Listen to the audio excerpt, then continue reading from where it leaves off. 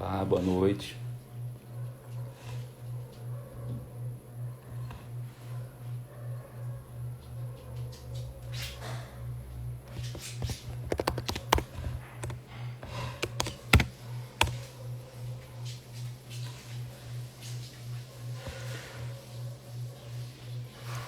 Boa noite. Tô esperando aqui meu parceiro e amigo, o Diego. Vai falar um pouco hoje quando operar a endometriose. Já está entrando aí no IG.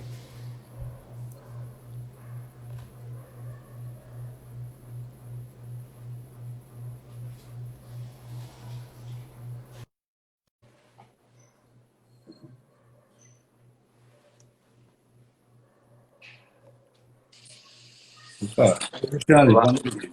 boa noite, tudo bem? Tudo bom? Como é que Como você é que está? estão? Tudo bem. Então, hoje aí, convidei aí você para a gente poder falar um pouco aqui no canal da Pele Natal, né? De quando a gente operar a endometriose.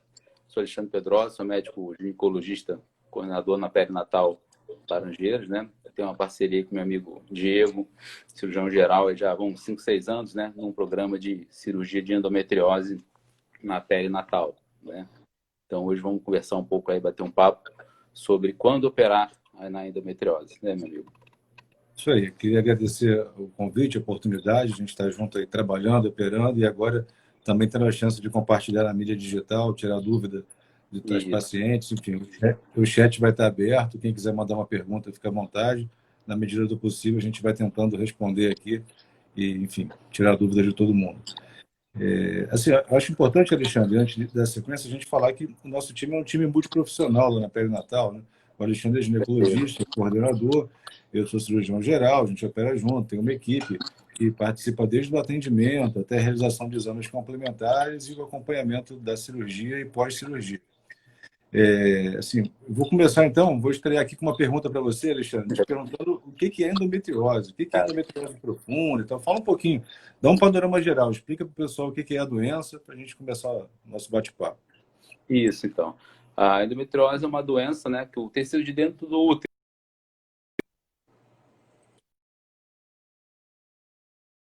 um pouquinho.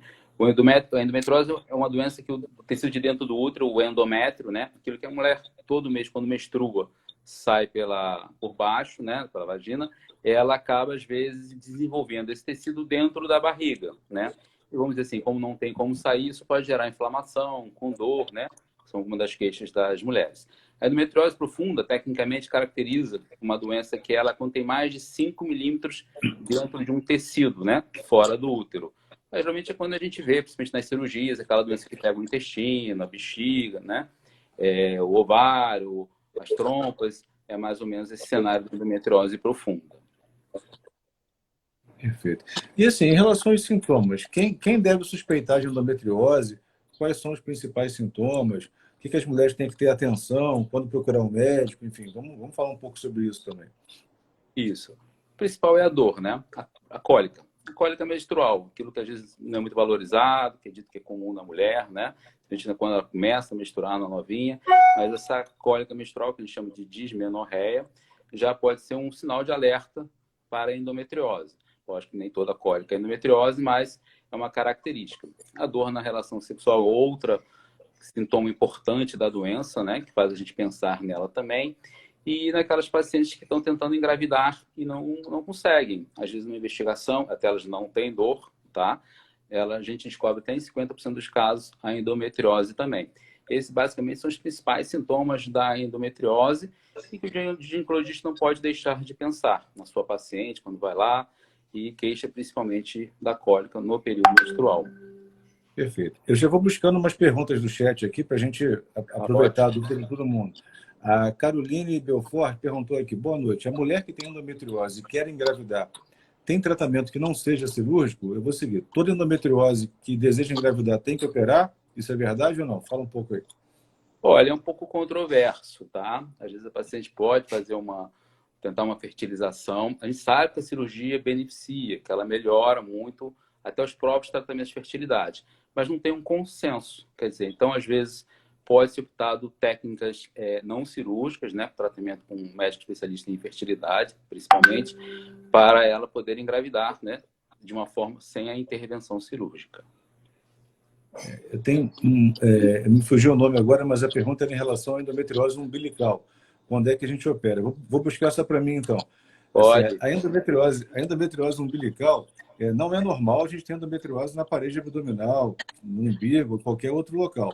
Então, ter a doença é uma indicação de ressecção, sim, porque aquilo ali pode causar um nódulo, crescer, vai ter dor, principalmente no período menstrual.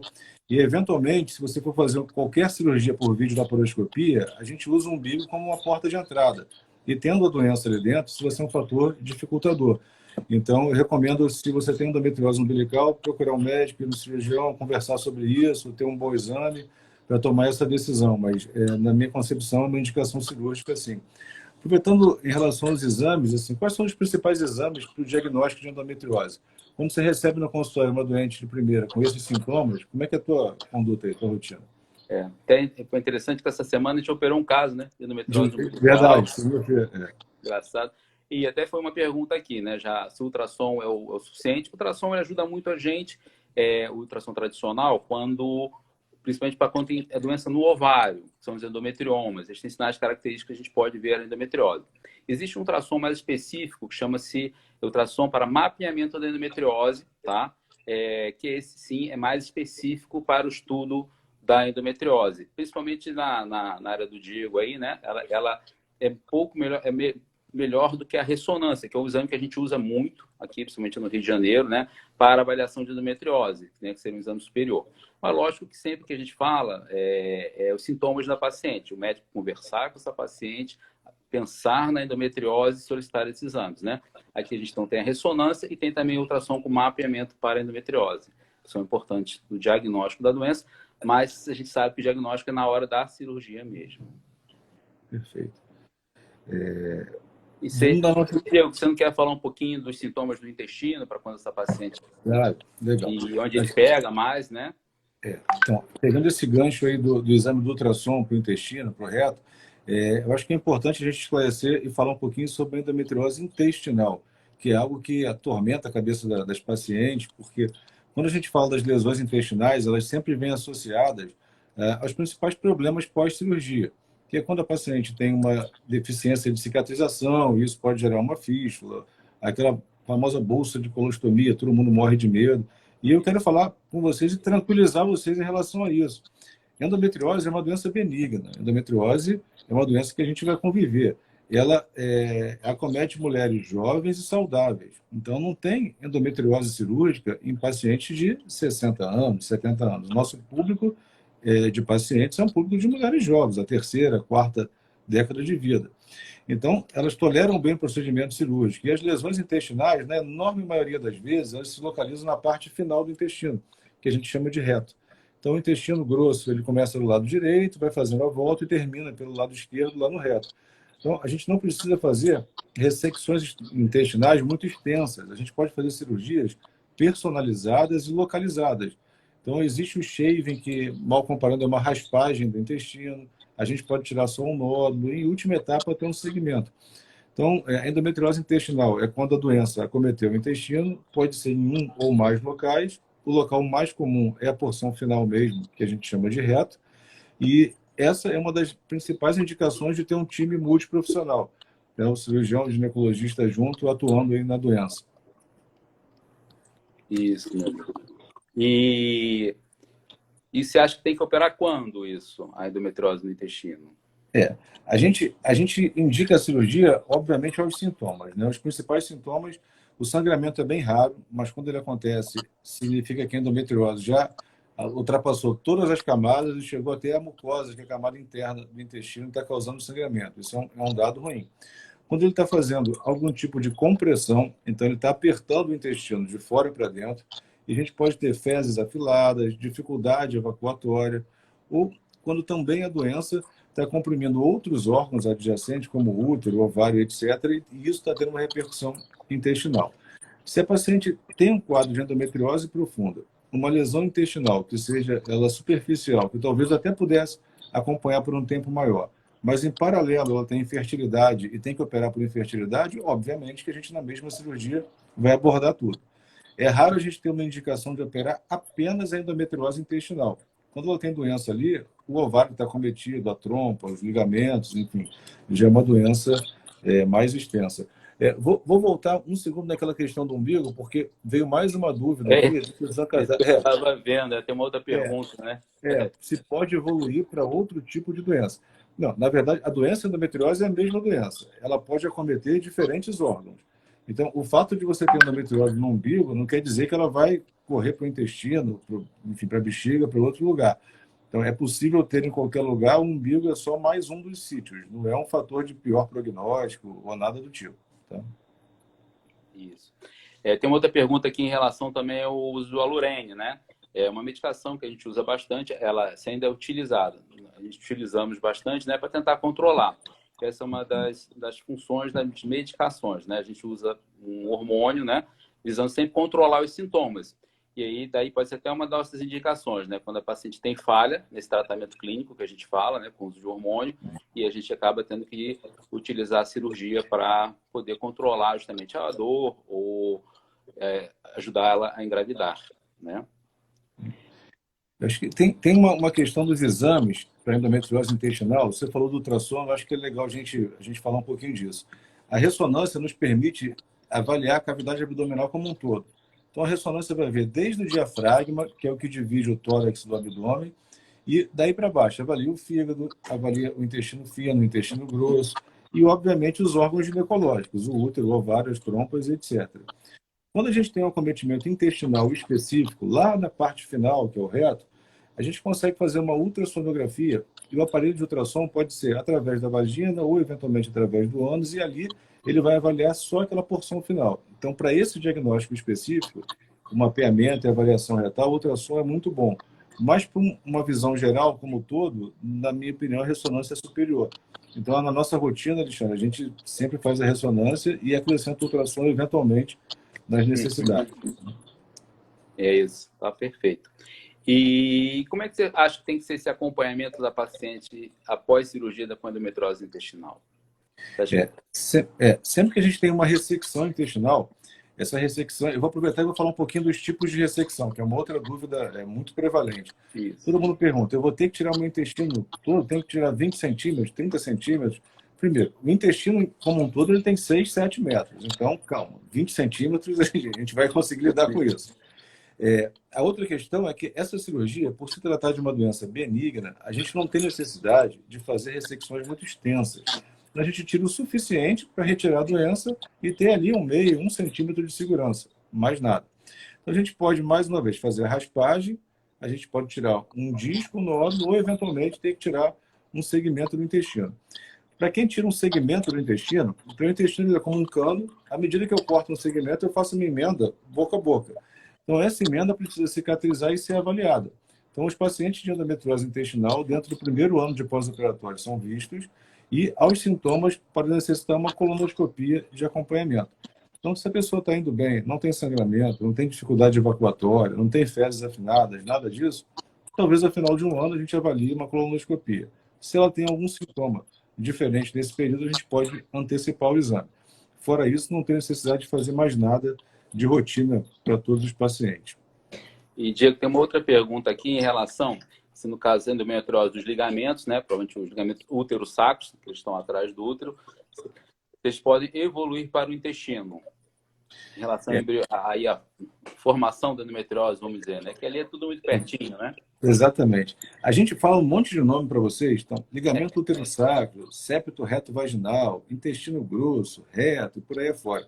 Só que isso é um espaço virtual. Todos eles estão praticamente grudados. O normal é um estar encostando no outro. Quando a doença surge, ela vai coaptando os tecidos, aproximando eles e causando retração, fibrose, o que dificulta o acesso cirúrgico. Então, qualquer endometriose que caia atrás do útero, ela pode acometer o ligamento útero-sacro, o intestino, as trompas e os ovários podem se beijar ali e se encontrarem atrás do útero. Então, assim, não é que a endometriose do ligamento vai evoluir para o intestino. Pela localização que ela está, pode acometer os órgãos adjacentes. Assim, vamos falar um pouquinho do pós-cirúrgico também, como um geral, Alexandre, assim, qualidade de vida. Sabe? A gente tem que, sempre que indica a cirurgia para alguém, tem que ter um objetivo, né? Qual que é o nosso alvo da cirurgia? A gente vai tratar infertilidade, vai tratar cólica menstrual, enfim, fala um pouco sobre os objetivos e a qualidade. Como a endometriose é uma doença que hoje realmente a gente não tem uma cura, né? A estratégia da cirurgia ou da medicação é justamente controlar os sintomas, né? Então, onde a gente busca realmente, principalmente com a cirurgia, né? Dentro da falha de medicação ou não, a gente retirar esse tecido que está com endometriose para diminuir essa inflamação, melhorando essa dor da paciente da cólica menstrual, melhorar a dor na relação sexual, né? E também com isso a gente consegue restaurar a anatomia, que a gente fala, botar os órgãos ali, o útero, o trompo, o ovário, melhorando toda essa parte da anatomia, colocando no seu devido lugar, e também com a diminuição da inflamação, facilitando que ela engravide, né? Quer dizer, então o objetivo é sempre com a endometriose não tratar porque ela existe, mas realmente os sintomas, né? E daí esse acompanhamento a gente tem que manter com a paciente, justamente monitorizando como ela vai no pós-operatório de longo prazo, né? Se pode voltar a ter dor no futuro, né? Quando ela pensa em engravidar. A gente sempre fala, às vezes, que até a cirurgia a gente deve fazer de uma vez só, né? One shot, que a gente diz. Melhor época para operar. Então, a estratégia vem até antes da cirurgia, né? Para a gente saber o momento adequado de operar e depois desse acompanhamento, né?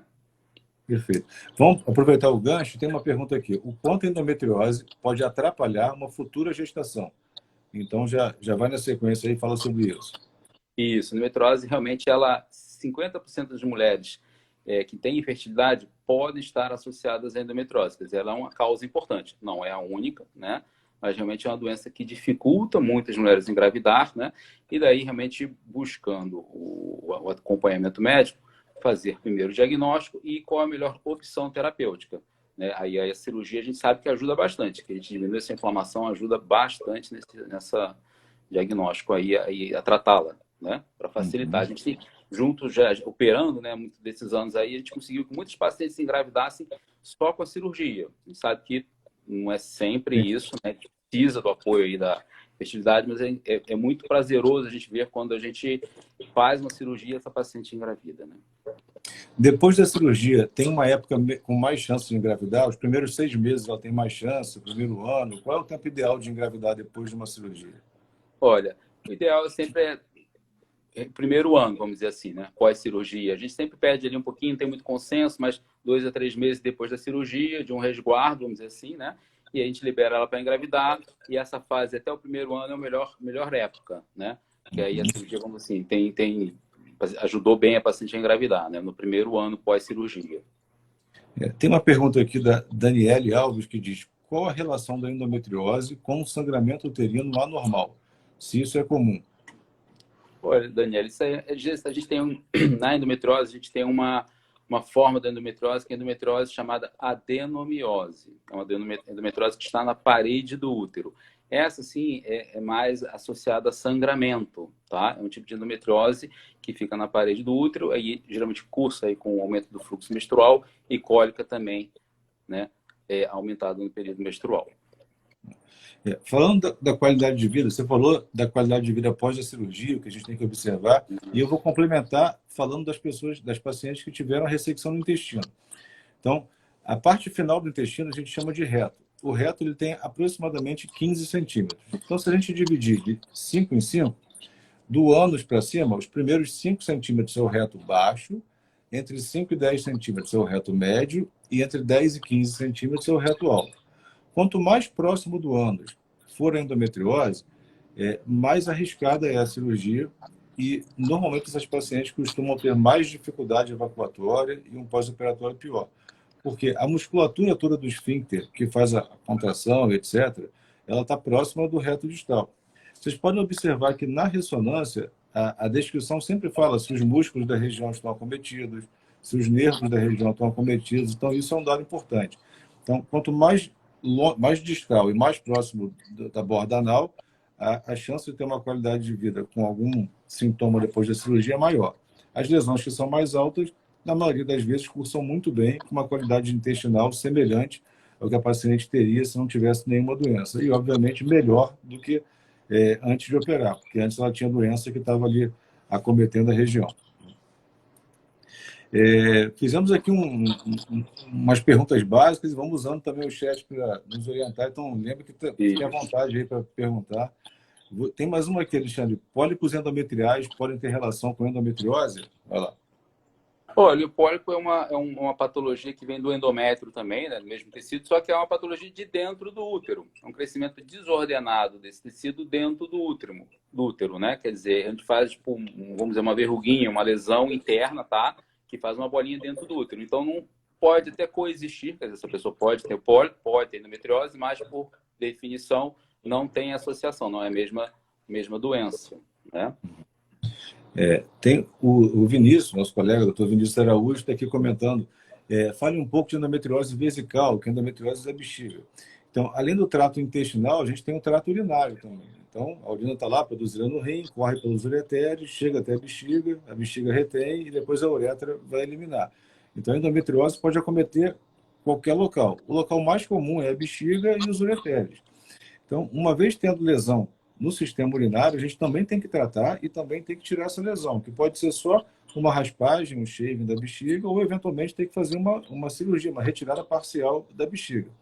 A bexiga ela é mais fácil de tratar do que o ureter, porque é um órgão, como se fosse uma bexiga mesmo, como o nome já diz, então tem uma parede anterior e posterior, a gente consegue dar pontos, enfim. O ureter é uma estrutura como um canudinho, uma estrutura cilíndrica pequena, fina.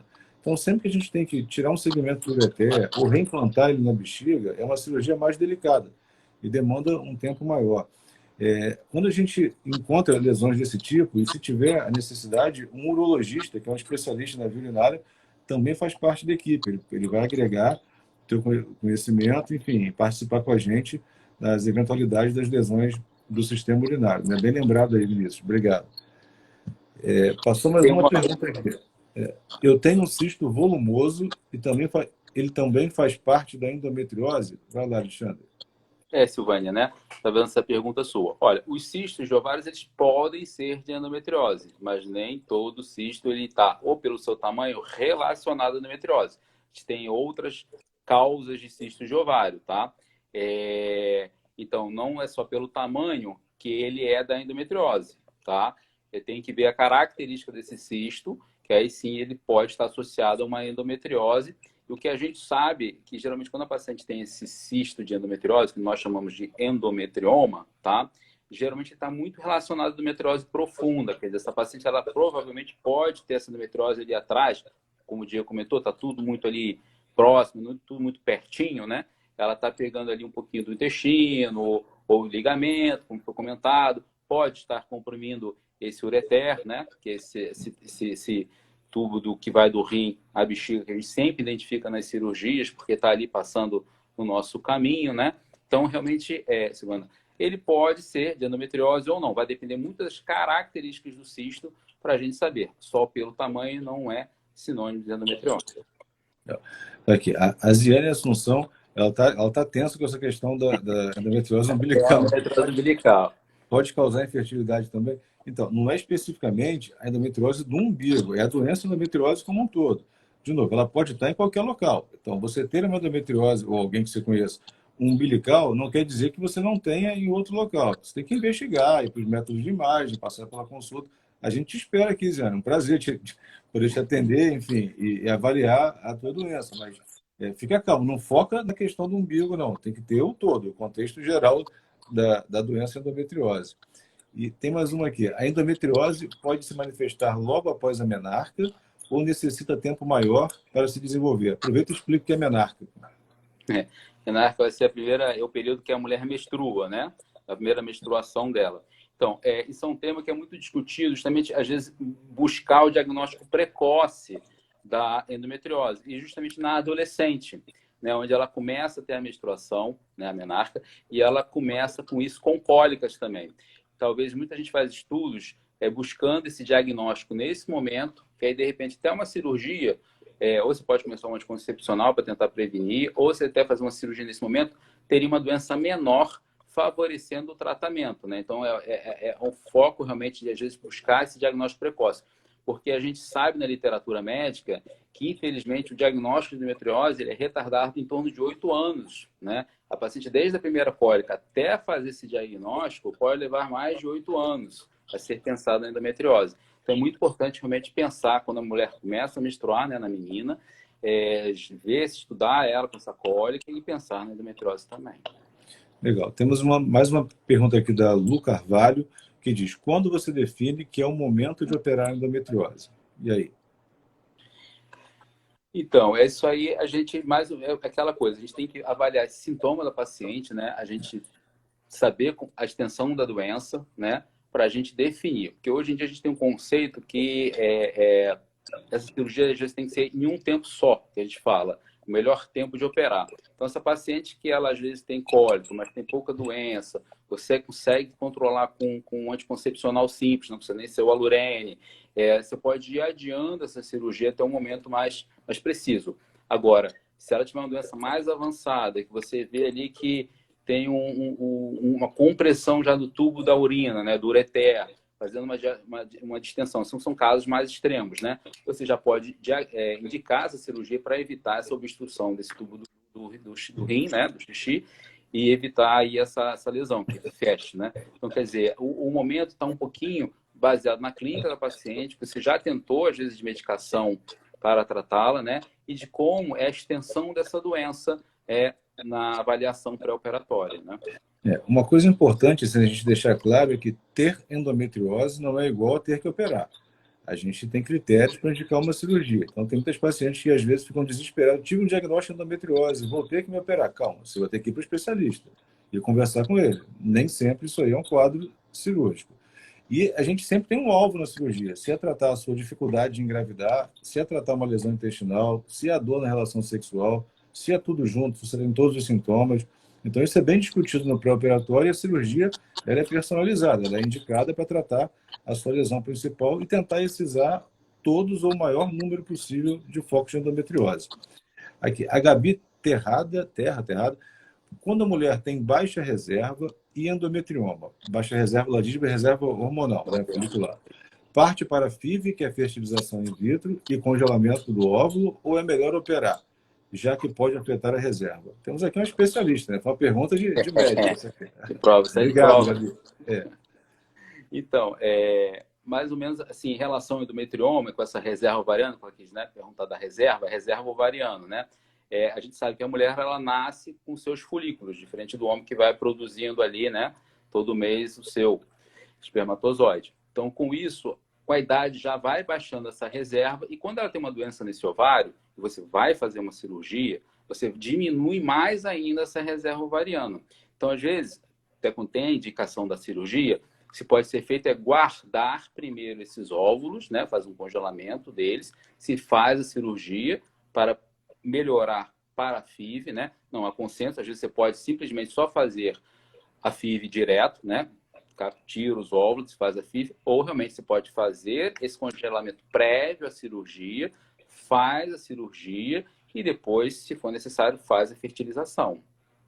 Tá? Tem alguma faixa etária que seja pior, Alexandre? A partir de alguma idade diminui muito a reserva? Tem algum corte para isso? Acima de 35 anos, né? Que a gente fala que para a mulher já começa um pouquinho a mudar. Hoje em dia que a gente fala muito em curva, né? Curva de qual do Covid, curva que sobe, curva que desce. Achatamento. Quando esse achatamento, né? A mulher não entra no achatamento. Infelizmente, ela começa aí numa curva de declínio, né? Que essa mais vai se acentuando acima de 35, com os 40, que a mulher não possa engravidar, mas realmente as dificuldades vão aumentando, né? Então, acima de 35 anos já tem que ficar. E se essa paciente tem um endometrioma bilateral nos dois ovários, talvez assim, até por prudência, uma cirurgia, seja também interessante congelar esses óvulos, né? Boa. O congelamento de óvulo ele vale para endometriose e para outras doenças também. Então, eventualmente, doenças malignas, tem que usar medicações que possam atrapalhar a fertilidade. Então, é um processo que pode beneficiar vários tipos de pacientes em determinados momentos da vida. Então, sempre que tiver uma dúvida sobre congelamento, reserva folicular, não tenha dúvida de procurar um especialista, que é quem vai te orientar quanto a isso.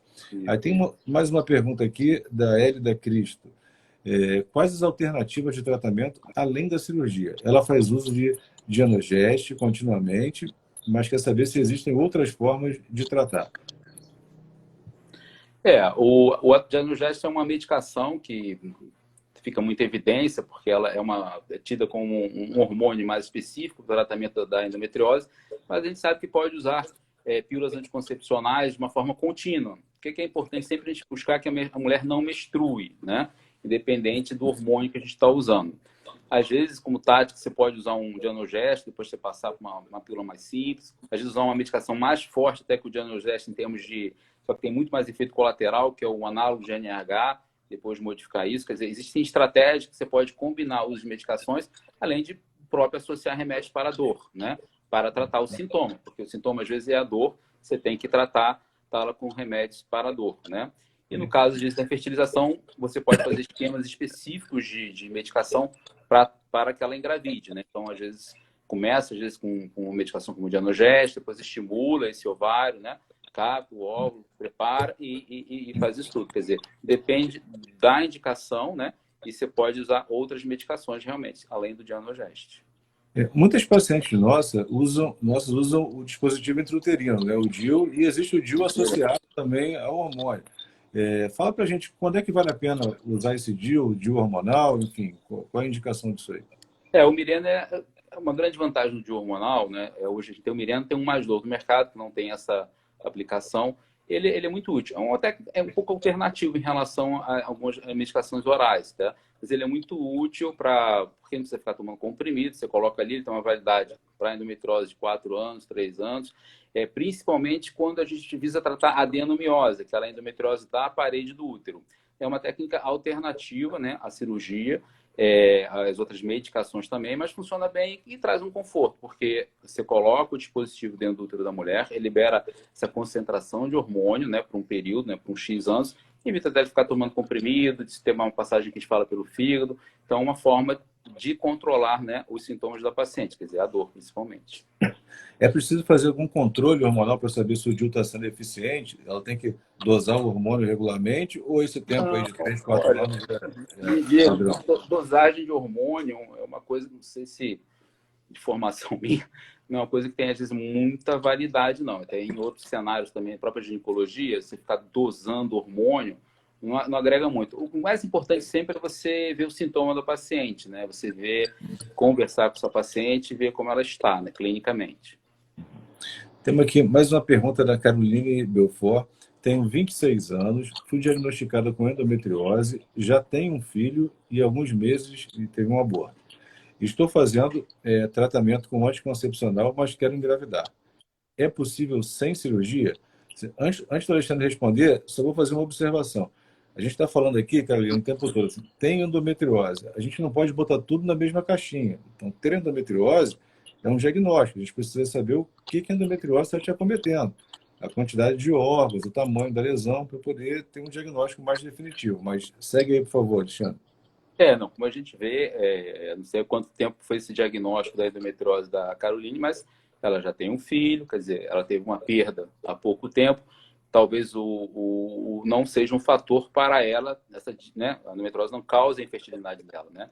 Ela pode parar por um tempo, ela é jovem, né, aguardar aí até 1 ano, ver se ela vai engravidar espontaneamente ou não. Se ela apresentar dor, aí talvez sim, possa ser um sintoma que indique aí o tratamento com cirurgia, para que aí ajude ela a engravidar, né? Mas realmente, se ela tiver alguma dificuldade de engravidar, tem que esperar mais um pouquinho, mesmo sem a pílula, e depois procurar uma avaliação, né, mais específica.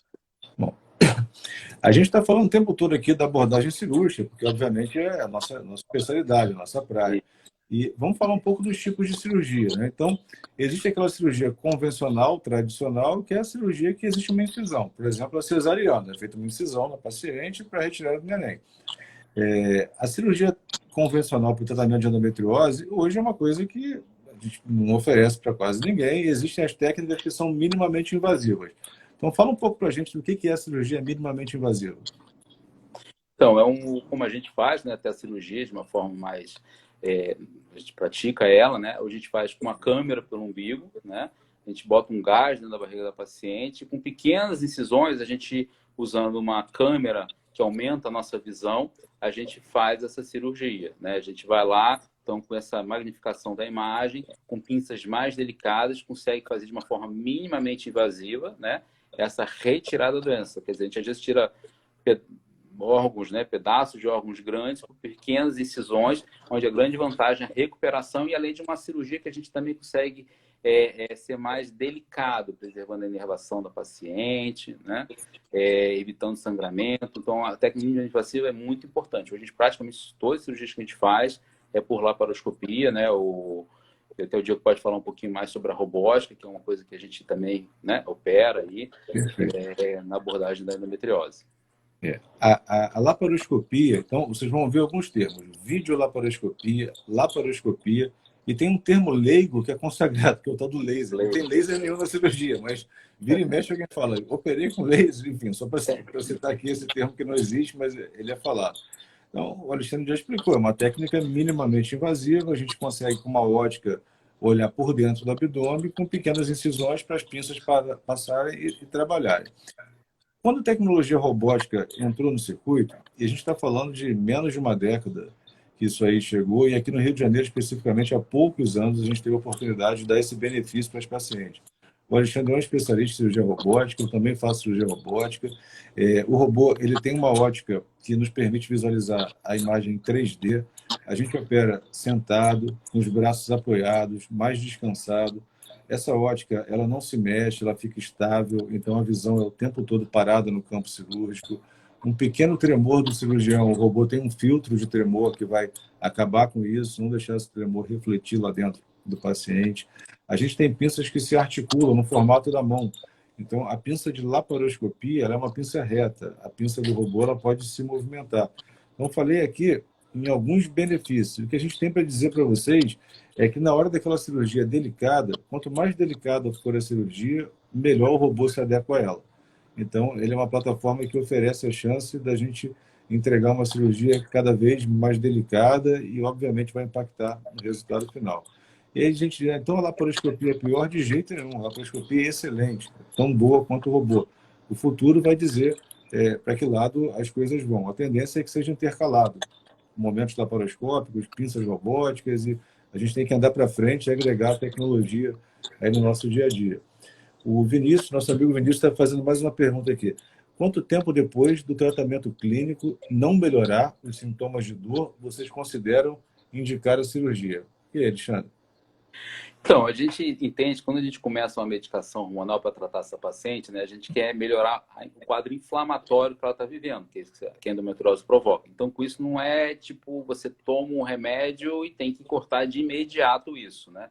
Então, a gente realmente, às vezes, tem que esperar fazer o efeito dessa medicação, ela parar de menstruar, esses focos começarem a desinflamar. Então, às vezes, a gente tem que esperar um pouquinho de paciência, 3 meses, até um pouquinho mais, tá? Para a gente ver o benefício com o uso da medicação hormonal, porque a gente tem que esperar essa inflamação regredir. Então, pelo menos uns 3 meses do uso da medicação, a gente perde um pouquinho de paciência, né? Porque tem que tratar essa paciente iniciar uma medicação hormonal, tratá-la com um analgésico e realmente ter um pouquinho de paciência.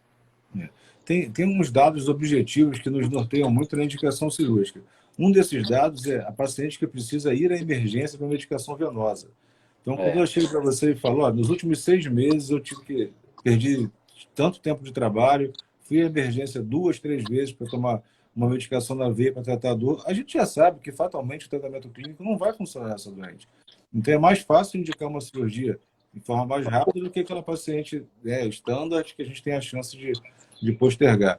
Tem uma pergunta aqui da Pris 1006 que diz: depois de quanto tempo a paciente operada pode voltar ao trabalho? Vou pegar essa para mim aqui, para você descansar um pouco. Então, isso tem a ver, lógico, com a extensão da cirurgia. Então, a gente fazendo cirurgias minimamente invasivas por videolaparoscopia e por robótica, em pacientes que não tenham ressecções intestinais extensas, lesões neurológicas grandes, etc., em torno de 2 semanas, de 10 a 14 dias, é um tempo adequado para o retorno ao trabalho. Se a gente tem uma cirurgia mais extensa do que isso pode aumentar um pouco. Mas é raro alguém ficar 1 mês inteiro sem trabalhar. Na grande maioria das vezes, 2 semanas é um tempo satisfatório para o retorno às suas atividades. Os casos de exceção são os trabalhadores braçais. Obviamente, se o sujeito se ele é professora de tênis e vai todo dia abaixar e bater numa bola, o retorno não é igual a uma pessoa que trabalha no escritório, usando um computador. Então, a gente tem que considerar a atividade profissional que cada um faz. Lembrar que mãe é uma senhora atividade profissional, né? Então, se você tem 2 filhos em casa, um de 5, outro de 3 anos, isso aí é pior do que trabalhar descarregando caminhão algumas vezes. A gente tem que ter cuidado com esse perfil de paciente e deixar em casa por um tempo maior. Vamos Isso, buscar... Vai lá. né, até comentar disso, que a gente às vezes tem cuidado do que a gente fala, né? Eu me lembro, nunca esqueço disso. Uma vez uma paciente perguntou se podia dirigir. Eu falei, não tem problema nenhum, depois de... Já tinha 15 dias, uma cirurgia simples, né? Aí o marido vira do lado, doutor, você não está entendendo. Ela tem um troller, ela faz off-road. Então, não, então vamos lá com calma aí, vamos maneirar um pouquinho. Quer dizer, a gente realmente tem que entender qual é a atividade da pessoa, né? Saber o que a gente pode liberar, né? Exatamente. Ah, que legal aqui. A Rocha Aline está dizendo, tem 2 meses que fui operada por vocês, pouco tempo, mas já sinto melhoras nas dores e na constipação intestinal. Obrigada. Legal, obrigado por falar isso. Ficamos felizes com Isso, a Aline. notícia. Que bom. Obrigado, Aline. Bom, falamos então da cirurgia minimamente invasiva, falamos da laparoscopia, dos benefícios da robótica, tinha falado da iniciativa, quando iniciar a tentativa de fertilização no pós-operatório, a gente também já falou sobre isso. Eu vou seguir uma pergunta para você, que é assim, alguns pacientes falam de reserva folicular e dizem, eu tenho que fazer uma punção no meu ovário para poder coletar e guardar um óvulo. E já me perguntaram, é possível fazer isso na cirurgia? Já que eu estou sendo operada, por que não me funciona naquele momento? Então, explica como é que funciona, Alexandre. Como é que é? Desculpa, eu estava vendo a pergunta aqui da Vanessa. Nada. Algumas pacientes me perguntam que, quando vão fazer reserva folicular, querem saber por que elas não podem ser puncionadas no ovário durante a cirurgia. Já porque eu não estou anestesiada, aproveita e me funciona. A gente tem que explicar o porquê que não funciona assim. Fala sobre isso. Diferente, né? E ali é outro tipo de imagem, né? Do ultrassom ali do caminho. A gente não tem essa capacidade ali na cirurgia, né? Ser tão delicadinho, assim, tão microcirúrgico para poder fazer essa captura do óvulo ali, né? Para guardar. O ideal é fazer isso antes mesmo, até com questão da infecção, ver se está tudo direitinho antes da cirurgia. Porque é outra técnica, outra forma de você ver com ultrassom, né? Esses pequenos folículos e fazer uma agulha bem fininha que a gente também não vai ter acesso para tirar isso. Tá? Aqui tem a Vanessa, uma outra paciente nossa aí, que está perguntando, né, que ela tem endometriose profunda na bexiga. No caso de paciente não sentir muitas dores, pode ser que ela nunca precise operar? Ou logo, a longo prazo, tem algum risco de se não operar? O que você acha, meu amigo? Assim, ter endometriose profunda na bexiga, geralmente vai levar ela para um tratamento cirúrgico, porque isso vai ser um nódulo, vai causar transtorno e dor. Você não está errado acompanhar isso. Se você já tem a prole constituída, não tem cólica menstrual importante, não tem dor na relação sexual e teve um achado de um nódulo profundo na bexiga e você resolve observar por 3 meses, vai ver os sintomas, não está errado.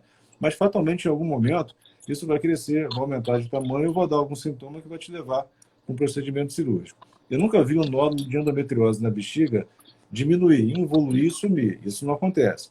Então, o que a gente faz é, algumas vezes, não indicar de primeira, mas dentro do primeiro ano de acompanhamento, esses pacientes acabam em cirurgia na enorme totalidade das vezes.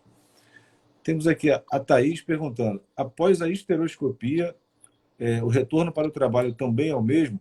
Aproveita e explica, Alexandre, o que é a esteroscopia, como que ela é feita, qual é a cavidade que a gente trabalha e o retorno para o trabalho, que foi a pergunta. Estereoscopia, então, é outra técnica que a gente usa com câmera também, só que não é pelo abdômen, não é pela barriga. É uma câmera que a gente vai inserir pela vagina, seguindo um caminho natural. A gente vai lá dentro do útero, no caminho inverso da menstruação. Quer dizer, a gente não vai fazer nenhum corte, nenhum ponto para entrar dentro do cavidade do útero, né, onde na teoria fica lá a gestação, e para isso fazer retirada do pólipo, já foi uma pergunta que foi feita, né? Miomas também a gente pode tratar, vai dar inflamação, infecção de dentro do útero, né? Então, quer dizer, é uma técnica muito, muito menos invasiva ainda que a laparoscopia, que é robótica, faz parte do nosso arsenal, que a gente usa e praticamente a recuperação, voltar às suas atividades é no dia seguinte, não tem muito resguardo para fazer, muita coisa não. Lembrar que a esteroscopia também nos possibilita fazer biópsias, né? Então, você consegue tirar um fragmento e ter um resultado, fazer um diagnóstico, enfim, de várias doenças aí dentro do útero. A esteroscopia é sempre feita no centro cirúrgico ou existe esteroscopia em consultório? Não, a gente pode fazer ela no ambulatório, quer dizer, no consultório, a gente tem essa técnica, né? Principalmente quando a gente vai fazer diagnósticos ou até pequenos procedimentos. Tudo depende do exame, né? Se é um exame que pode ser limitado por dor, então depende do achado, a gente seguir esse caminho e dentro do útero ver o achado dele, tá? A gente pode fazer a biópsia até tirar um pequeno pólipo, às vezes um pequeno mioma, até no consultório mesmo. Então, a gente pode fazer tanto no consultório como no centro cirúrgico, né? Geralmente, no centro cirúrgico, a gente faz a retirada dos pólipos, do miomas, com maior conforto para a paciente, né? A Thaís, ela está perguntando isso porque ela está com medo. Ela vai fazer mês que vem. Está tranquila, Thaís, vai dar tudo certo aí. Ah, com certeza. Qual o tamanho de mioma de dentro do útero que vocês conseguem tirar com esteroscopia? Tem um tamanho máximo, algum limite? Como é que é? Sim, assim, não é só o tamanho do mioma. No caso da esteroscopia, depende muito da relação dele com a parede, né, com a cavidade endometrial. O quanto ele projeta para dentro da cavidade endometrial, né? Ou quanto ele está relacionado com essa parede. Porque se ele também ele for pequeno, mas está muito dentro da parede, traz uma dificuldade. Se ele for muito grande, mas está dentro do útero, tem uns 4, 5 centímetros, se quiser ter um valor, a gente consegue raspar bem por dentro. Mas se está mais para a parede do útero, às vezes a gente tem que lançar a mão de fazer o que a gente chama de cirurgia em 2 tempos, né? Então depende não só do tamanho, mas com a relação com a parede do útero, né? O quanto ela fica dentro da parede do útero, esse mioma, né? Perfeito. A gente tem que acabar em 1 hora, né? A live tem um tempo limitado, então a gente só tem mais 13 minutos. Para a gente não deixar de falar sobre isso, eu queria que você explicasse um pouco como funciona o ambulatório da perinatal. Assim, isso é um ambulatório de porta de entrada, a gente tem muitos médicos trabalhando aí dentro. Fala sobre o serviço, você que coordena o serviço. Isso. Então, lá na perinatal, tanto na unidade de bairro Laranjeiras, a gente tem um centro de atendimento da mulher, né?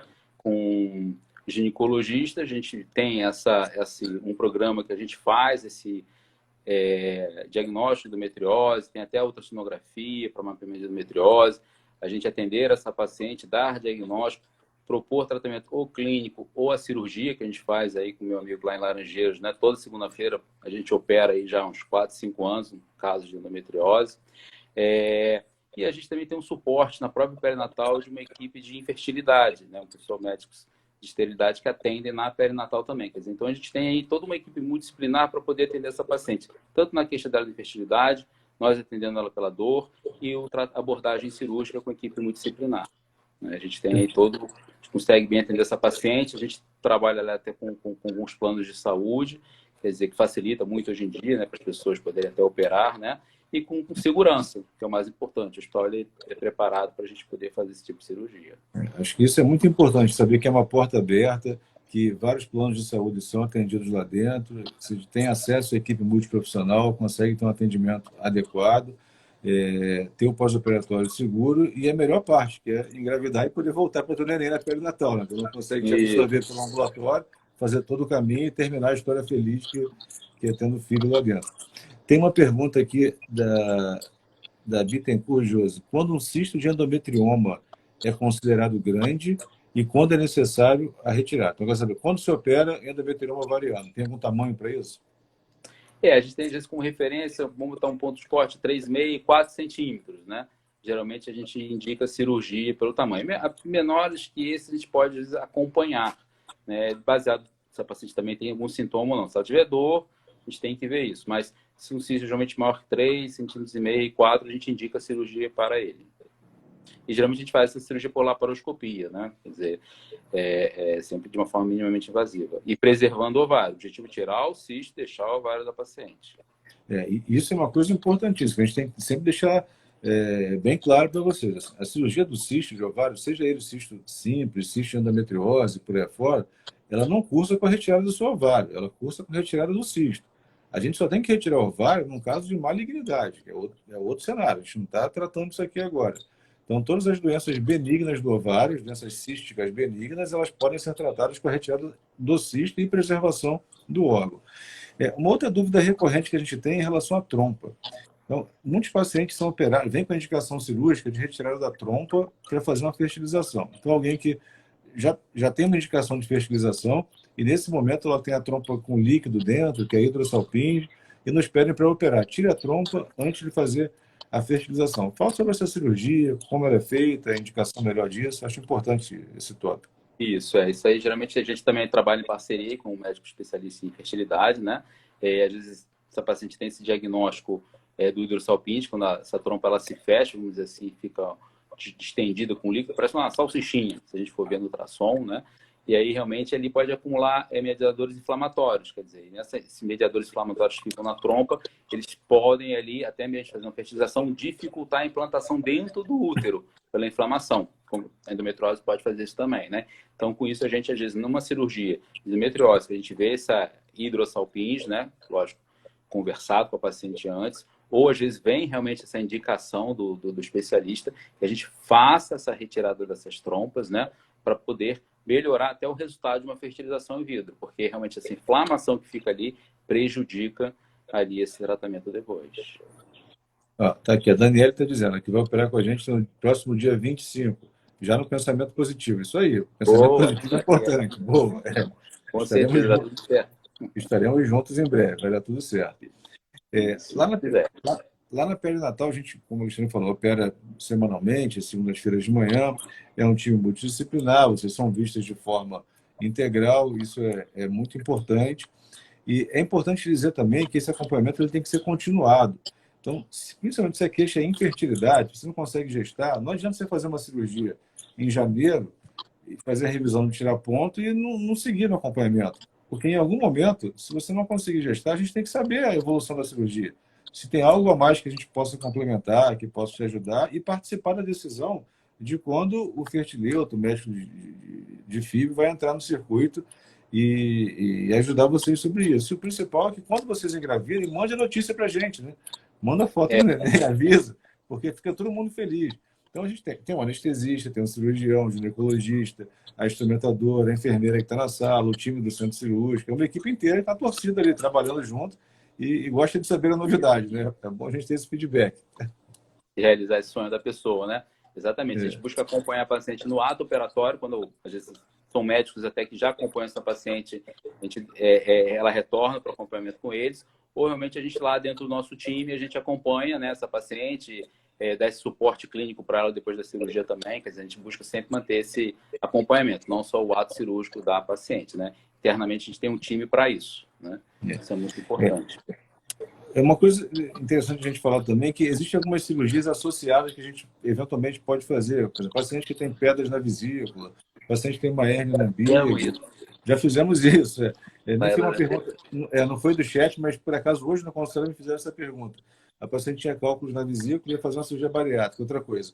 Mas ele perguntou, posso fazer junto? E assim, a cirurgia ginecológica também pode cursar em paralelo. Você vai tirar a cirurgia da vesícula e operar o seu útero. Não é sempre que dá para fazer, mas no consultório a gente pode conversar sobre isso e, se tiver indicação, fazer em conjunto aí uma cirurgia. Né? Vamos ver se surge mais alguma pergunta para a gente. E comentando isso, a gente tem 2 casos, Diego, que a gente operou, né, de endometriose, a paciente aproveitou o momento ali, lá em Laranjeiras, digo, na perinatal, a gente foi e fez a retirada da vesícula também. A retirada da vesícula também, perfeito. A esteroscopia, ela pode ser feita junto com a laparoscopia. A gente faz isso muitas vezes. Fala para mim qual é a indicação. Quando é que você tem que fazer uma esteroscopia no mesmo tempo da cirurgia? O que isso tem de benefício? E aproveita e explica o que é a cromotubagem. Como é que a gente faz o teste da trompa na cirurgia? Então, durante a cirurgia, então, para cromotubagem, que é uma coisa que a gente faz mais de rotina, quando o paciente quer engravidar, a gente tem um dispositivo que a gente passa dentro do útero, né? É tipo um caninho, e esse caninho a gente joga um contraste azulado, que é o azul de metileno, e a gente vê desenhar a trompa e sair pela trompa, né? Então, nesse objetivo de a gente saber se tem toda essa comunicação que vai lá do útero, né, até a saída da trompa perto do ovário, essa cromotubagem. A gente, às vezes, aproveita e faz junto aí a esteroscopia quando a paciente tem indicação, né? A gente quer avaliar se tem alguma inflamação dentro do útero, às vezes ela tem um pólipo associado ou um mioma associado, a gente aproveita a oportunidade de fazer a esteroscopia, porque ela está lá, já está anestesiada, e a gente otimiza o tratamento dela, né? Então, a gente vai e aproveita e associa a esteroscopia para essa avaliação da parte interna do útero. A gente pode fazer no consultório uma parte diagnóstica, ver alguma coisa a mais e aproveita o tempo ali cirúrgico para tratar também. Bittencourt José está perguntando qual o telefone para informações sobre consulta e plano de saúde. Eu acho que aqui no Instagram da Perinatal ela tem acesso ao site, enfim, e consegue essas informações. Se você souber o telefone, já fala aqui para ela. 2102-2300 é o telefone da Perinatal, que ela pode se informar, marcar consulta tudo direitinho, né? Que aí a gente pode atender ela com o maior prazer. Perfeito. Bom, estamos aqui nos últimos 5 minutos, a live vai encerrar agora 4 minutos, para a gente vai ser cortado. Então, se alguém tiver alguma pergunta, aí fique à vontade, a gente tenta responder dentro do tempo que for possível. E já vou aqui na fase final, aproveitando para agradecer ao Alexandre a oportunidade de a gente trabalhar junto lá esse tempo todo. Eu acho que o nosso resultado ele é bom porque é um time, todo mundo entrega o que tem de melhor. Enfim, é um ambiente que eu tenho o maior prazer de estar junto toda segunda-feira. A Perinatal abriu essa porta e tenho certeza que vai ser um trabalho que vai durar muitos anos ainda. Isso, meu amigo. Eu tenho que agradecer a você aí, porque realmente a gente ali trouxe algo novo, né? Como dizer, onde fala muito hoje em dia em inovação, mudança, né? A gente trouxe para dentro de uma maternidade uma cirurgia de alta complexidade, né? Um termo de ginecologia, e a gente faz isso é muito importante. A gente vê que a gente beneficia as mulheres, né? Quer dizer, que acho que isso é uma mudança hoje até na missão, na visão da perinatal, né? É não atender só a parte da mulher como na maternidade, né? Mas como um todo, né? Quer dizer, isso é muito interessante. A gente faz o que é uma coisa de complexidade em ginecologia, né? Isso é muito gostoso e ver o resultado, a gente quando ela engravida, a gente quando a gente trata a dor. E obrigado aí pela essa ajuda e a gente construir isso tudo, né? Porque foi exatamente a gente lá, vendo você, a gente começando as cirurgias, né? A gente compartilhando as informações com o especialista em cirurgia geral, com o ginecologista, para a gente crescendo junto, né? Perfeito. Obrigado. Aqui veio uma pergunta no final. Você tem 2 minutos e meio para explicar aqui para a Michele Neves. Poderiam falar sobre adenomiose. Eu acho que dá tempo da gente acabar com essa pergunta. Vai lá. Eita, isso aí já é tema para outra live. Mas a adenomiose, então, é a endometriose na parede do útero. Esse tecido de dentro do útero, o endométrio, ele vai infiltrando a parede do útero, tá? E com isso, ela vai ficando mais inchada, podemos dizer, e isso geralmente provoca sangramento e dor, né? Pode dificultar a mulher a engravidar também, e até mais, às vezes, complexo tratar essa paciente se tiver que fazer uma cirurgia, porque é uma doença que, às vezes, é um pouquinho mais complicado, né? De tratar. Mas a gente pode ser até um tema aí para uma outra live aí da gente poder fazer também, explicar melhor da adenomiose, né? E como tratá-la.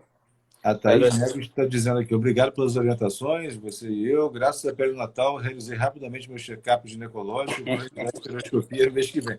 Maravilha. Maravilha. A Alexandre tem para te ajudar na estereoscopia. Se precisar de mim, conte comigo. Trabalha junto aí. Então, meu amigo, agradecer a você aí, né, mais uma vez, aí a própria Perinatal, essa oportunidade da gente começar a trabalhar lá, desenvolver isso tudo, né, ter essa porta para a gente e hoje até está aqui a gente conversando, divulgando essa modernidade, né, das mídias sociais, né, nesse mundo digital, né. Eu sou um pouco tímido, então fico aqui gaguejando um pouquinho, né. É muito minha área. Foi ótimo. Vamos lá, vamos encerrar porque vão cortar a gente. Das pessoas aí, tá? Valeu. Obrigado. Boa noite a todos. Obrigado. Boa noite. Tchau, tchau. Fiquem com Deus. Boa noite.